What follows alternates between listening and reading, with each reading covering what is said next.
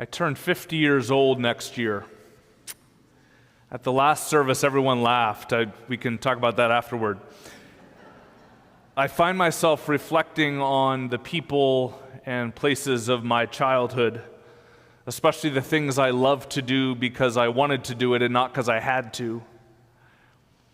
We'd jump our BMX bikes off the wooden ramps that we'd build on the asphalt and then off in the dirt.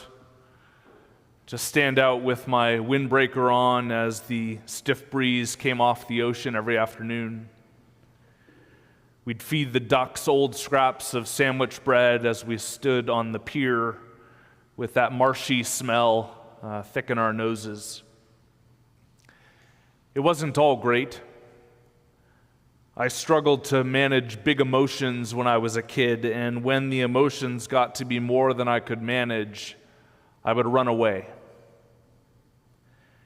At the time, we lived on a cul-de-sac called Nottingham Lane, and where the cul-de-sac curved to return back the way it came, the sidewalk veered off to the right, and there was a pergola or an arbor there, and I would sit on the ground and lean against it. Sometimes I'd turn left instead and climb up one of the trees and hide in the park. In my kid brain, I had run far from home. In reality, I was less than 100 meters from my front door. But the important thing was that it felt far. Someplace I could escape to when the world felt like too much. Run away from anger or hurt or fear. Hop on my BMX bike or zip up my windbreaker or climb up in a tree. To go somewhere or feel something that felt like freedom or safety. Have you ever tried to run away? Wished, prayed for the universe or God to take you to some new place or new relationship or new body or new way of seeing things? Maybe you felt in that moment that you had nothing to lose. For a few years, I've carried with me in my notebook a quote from John Bunyan. In the year 1678, Bunyan wrote Pilgrim's Progress, or its full title, The Pilgrim's Progress from This World to That Which Is to Come.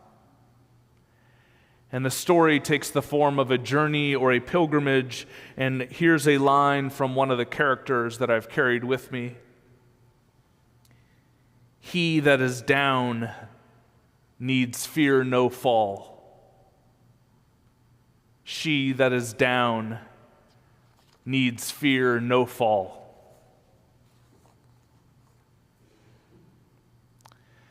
Last Sunday, Michael Buttrey spoke about what it means to be down so low that you could not fall any further.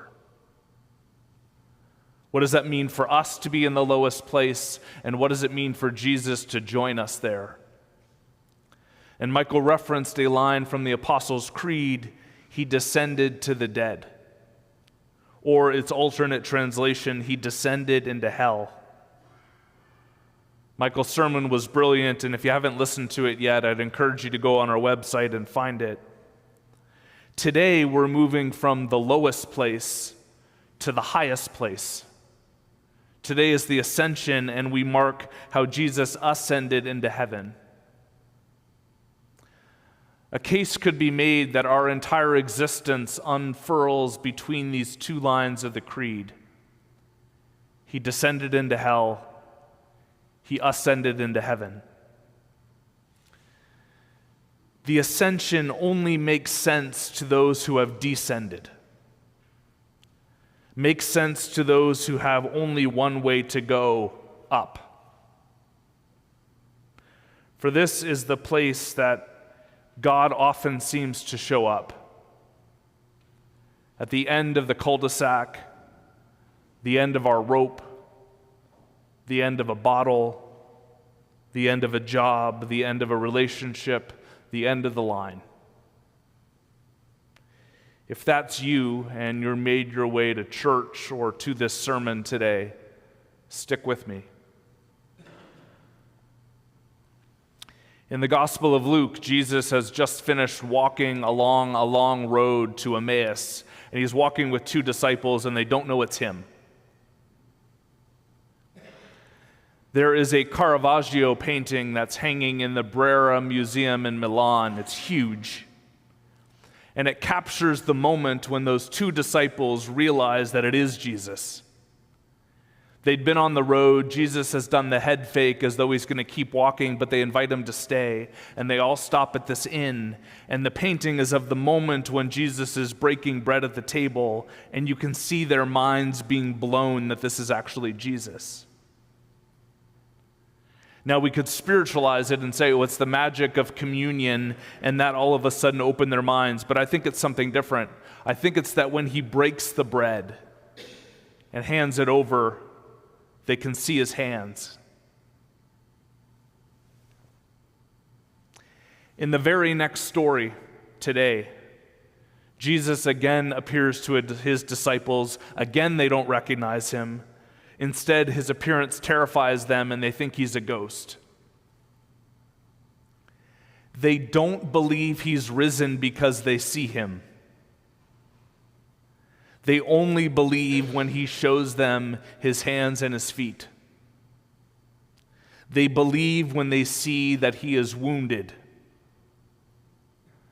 They believe Jesus to be the risen one only when they recognize him as the wounded one. This radical continuity of Jesus has the power to transform your life and mine. In the book of Ephesians, the Apostle Paul writes, when it says he ascended, what does it mean but that he had also descended into the lower parts of the earth? He who descended is the same one who ascended far above all the heavens so that he might fill all things. Who cares? Why does this matter? Because you and I largely operate on a zero-sum world game. In a zero-sum game worldview. In a zero-sum game, everything has to even out. If you get more, that must mean I get less. If you succeed, then I must fail. And that worldview issues in from all kind of areas that we swim in every day, not least of which is our unchallenged market ideology in which money is God. And so this bleeds into our theology, and we falsely imagine that if we are to allow more of God into our life, that's going to mean less of us. Nothing could be further from the truth.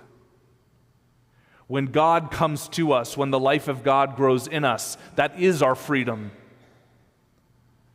And so the growth of Christ in us means that we become more truly ourselves, not a carbon copy of somebody else, not like everybody else in the next pew, but the person that God has made us to be.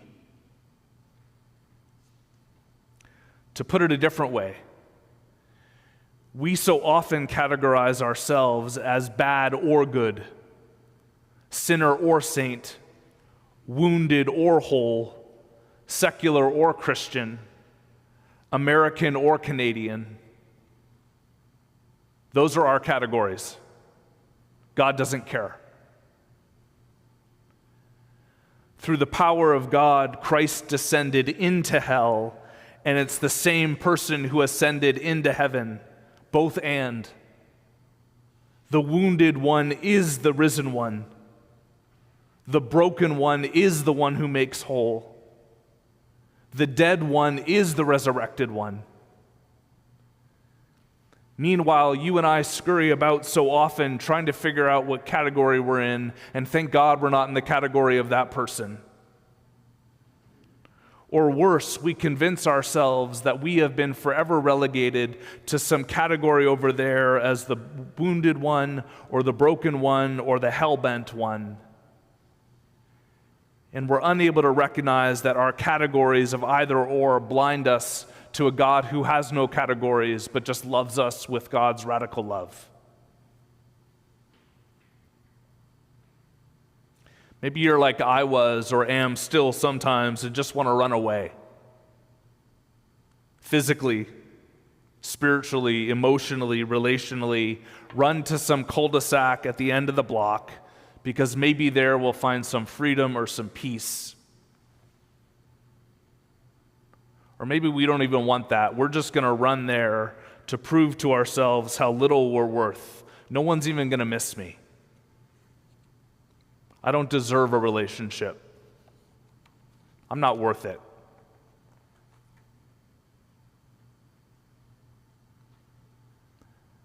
Maybe this is why Jesus instructs his disciples to, quote, stay here in the city. Stop running away. Stay put. The power of God will come to you. And after instructing them to remain, he ascends and he blesses them. That is, his wounded hands and wounded feet are raised up for all to see. The wounds which do not negate his resurrection, but testify to it. Not even death can hold me back from the love of God. And if that is true for Jesus, it is certainly true for us. The blessing does not come when all the wounds have gone away, but when they're still present. The professor and spiritual writer Dallas Willard once wrote, God has yet to bless anyone except where they actually are. So whether you are 15 or 50 or 85, you don't need to run. And the disciples worshiped him and returned home full of joy, and were continually in the temple praising God.